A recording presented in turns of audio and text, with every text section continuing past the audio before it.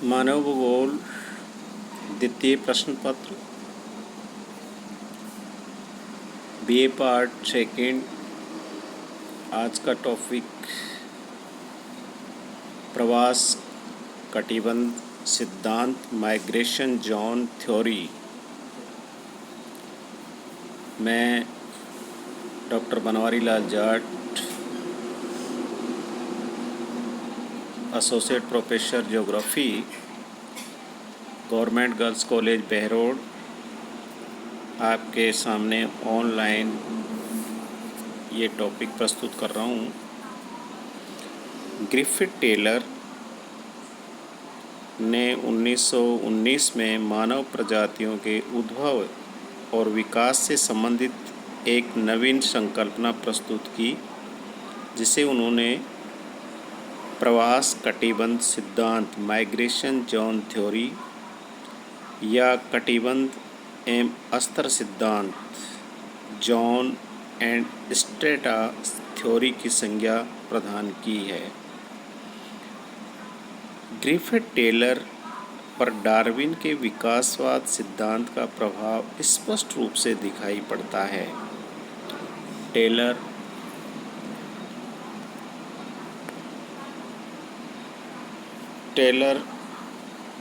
की संकल्पना अनेक जैविक तथा भौगोलिक तथ्यों पर आधारित है, जिससे अधिसंख्यक विद्वानों का समर्थन प्राप्त है। कटिबंध और अस्तर सिद्धांत के माध्यम से टेलर महोदय ने मानव प्रजातियों की उत्पत्ति तथा विकास की व्याख्या क्षेत्र और समय स्पेस एंड टाइम के संदर्भ में किया है।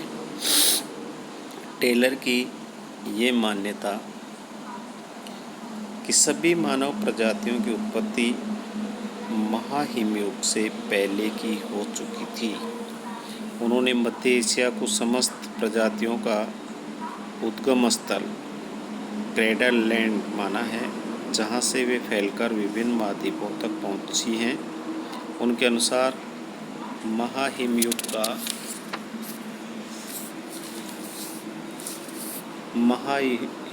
का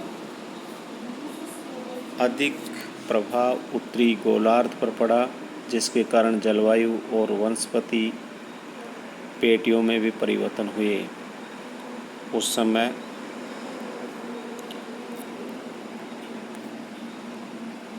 समय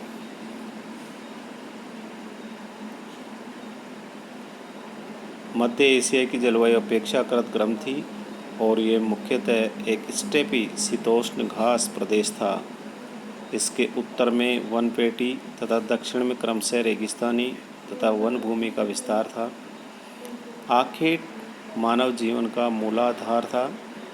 जलवायु परिवर्तन के फलस्वरूप कई हिमयुग बारी बारी से आए, जिनके बीच बीच में गर्म जलवायु वाले अंतर हिमयुग भी आते रहे। मानव प्रजातियों का उद्भव विभिन्न अंतर हिमयुगों की अवधि में हुआ है। टेलर के मतानुसार सबसे पहले निग्रेटो प्रजाति का विकास मध्य एशिया में हुआ, जहाँ की जलवायु उस समय उष्ण थी। कालांतर में हिमयुग का प्रादुर्भाव हुआ और मध्य एशिया की जलवायु अति शीतल हो जाने के कारण मानव विकास के योग्य नहीं रह पाई।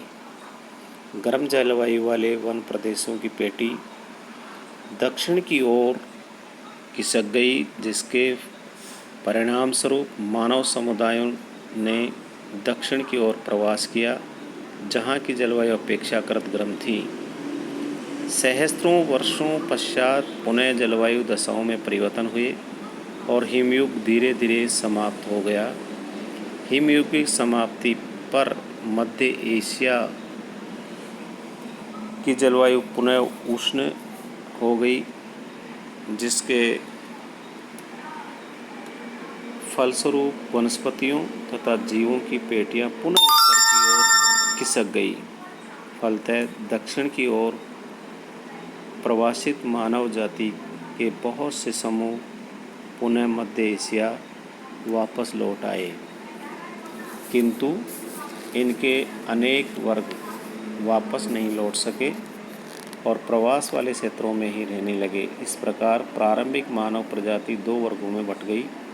जो मानव समूह दक्षिण में उष्णकटिबंधीय क्षेत्रों में रहने लगे थे, उन पर अधिका धूप एवं ताप के प्रभाव से उनकी त्वचा के रंग काले तथा सिरे लंबे हो गए, किंतु उसी अवधि में मध्य एशिया में रहने वाले मनुष्य के त्वचा वर्ण अपेक्षाकृत साफ और सिर चौड़े हो गए। इस प्रकार उष्णकटिबंध में निग्रोटो तथा मध्य एशिया में निग्रो प्रजातियों का विकास हुआ।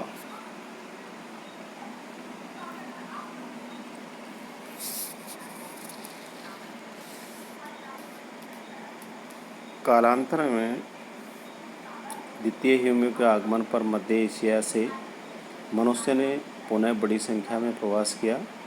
इन मानव समूह ने पहले ही रहने वाली प्रजातियों के लोगों को बाहर की ओर खदेड़ दिया, जिससे वे मानव समूह बाहर की ओर स्थानांतरित होते गए। द्वितीय हिमयुग के समाप्त होने पर कुछ मानव समूह पुनः मध्य एशिया में लौट आए, किंतु कुछ वर्ग नहीं लौटे और वहीं के पर्यावरण से समायोजन करने के रहने लगे। इस प्रकार जलवायु के परिवर्तन के परिणाम स्वरूप बाद के हिमयुगों तथा अंतर्हिम युगों में भी मानव प्रवास होता रहा। इस प्रकार प्रत्येक अंतर्हिम युग में मध्य एशिया की भूमि पर नवीन मानव प्रजातियों का उद्भव संभव हुआ। टेलर के मतानुसार सभी मानव प्रजातियों का विकास क्रमिक रूप से मध्य एशिया में हुआ, जहाँ से उनका प्रवास बाह्य प्रदेशों में होता रहा।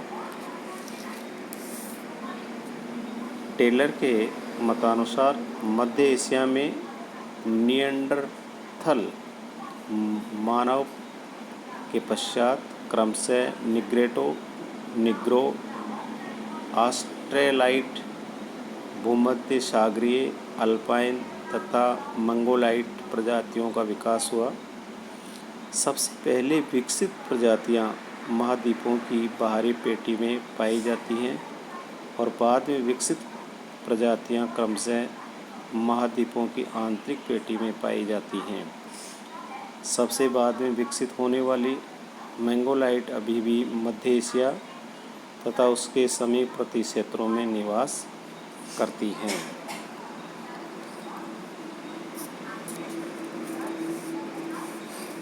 टेलर ने अपने सिद्धांत के प्रतिपादन में प्रजाति संबंधित तथ्यों को निम्नलिखित साक्ष्यों तथा सिद्धांतों के रूप में प्रस्तुत किया है।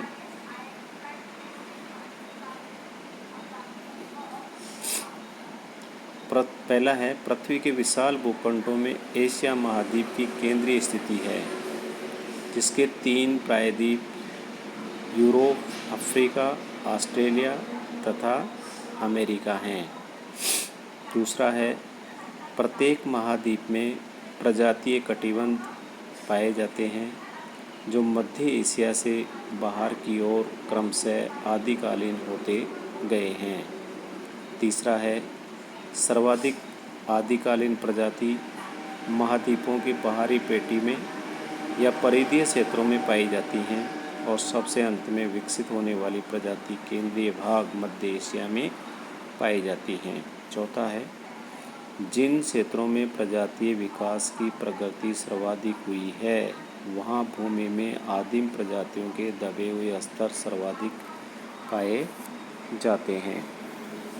पांचवा है, मानव प्रजातियों के विकास का क्रम दोनों प्रकारों से एक जैसा ही पाया जाता है, चाहे विकास केंद्र मध्य एशिया से बाहर की ओर जाते हों वे विभिन्न कटिबंधों को पार किया जाए, अथवा विकास केंद्र में ऊपर से नीचे की ओर विभिन्न स्तरों को देखा जाए। छठा है, आदिम प्रजातियां उन क्षेत्रों में जीवित पाई जाती हैं जहां पर उनकी उत्पत्ति नहीं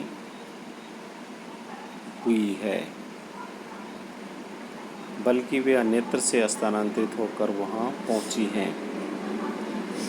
7वां है यूरोप, अफ्रीका, दक्षिणी एशिया तथा ऑस्ट्रेलिया में पाए गए साक्ष्यों के आधार पर यह स्पष्ट होता है कि मध्य एशिया से प्रजातियों का अपकेंद्रीय प्रवास सेंट्रीफ्यूगल मूवमेंट हुआ है।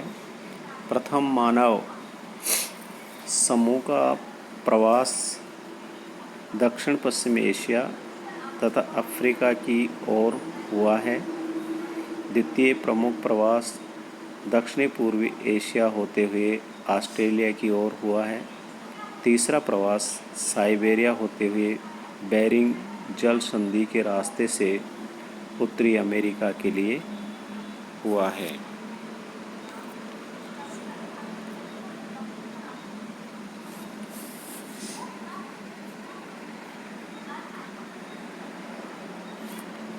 कटिबंध एवं स्तर सिद्धांत का आरेखीय प्रदर्शन भी किया गया है, जिसमें मध्य एशिया सेंटर में पाया गया है, जिसमें क्रमशः मंगोलियन प्रजाति, फिर अल्पाइन, फिर नॉर्डिक, फिर परिधि क्षेत्र की तरफ भूमध्य सागरीय, फिर ऑस्ट्रेलाइड, फिर उसके बाहर निग्रो और बिल्कुल बाहर की तरफ परिधि क्षेत्र की तरफ निग्रेटो। ये प्रजातियों का कटिबंधीय एवं स्तर सिद्धांत का आरेखीय प्रदर्शन है, जिसके अनुसार विभिन्न मानव समूह का स्थानांतरण कई चरणों में हुआ है। प्रत्येक स्थानांतरित मानव समूह दीर्घकाल तक एक प्रदेश में रहने के बाद पुनः बाहर की ओर स्थानांतरित होता रहा है। स्थानांतरण के कारण प्रत्येक नए पर्यावरण से उन मानव समुदायों को समायोजन करना पड़ता था, जिसके फलस्वरूप मनुष्य के शारीरिक लक्षणों जैसे त्वचा का रंग, सिर, बाल, नाक आदि की आकृति, शारीरिक कदों में परिवर्तन होता गया। इस प्रकार नए जलवायु कटिबंधों के प्रभाव से भिन्न भिन्न शारीरिक लक्षणों वाली मानव प्रजातियों का उद्भव एवं विकास संभव हुआ। ये विकास का एक और प्रवास कटिबंधों का एक क्रमिक स्तर है, जिसके केंद्रीय भाग को उद्गम स्थल या मध्य एशिया के भाग के नाम से जाना जाता है।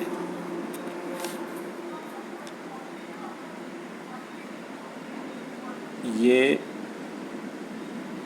प्रजातियां विभिन्न स्तरों के माध्यम से साइबेरिया होते हुए बेरिंग जल संधि के रास्ते से उत्तरी अमेरिका तक फैली हुई हैं। आज का ये मानव प्रजातियों का जो प्रवास कटिबंध सिद्धांत है, माइग्रेशन जोन थ्योरी है, द्वितीय वर्ष की सभी छात्राओं को धन्यवाद के साथ में यहीं समाप्त किया जाता है।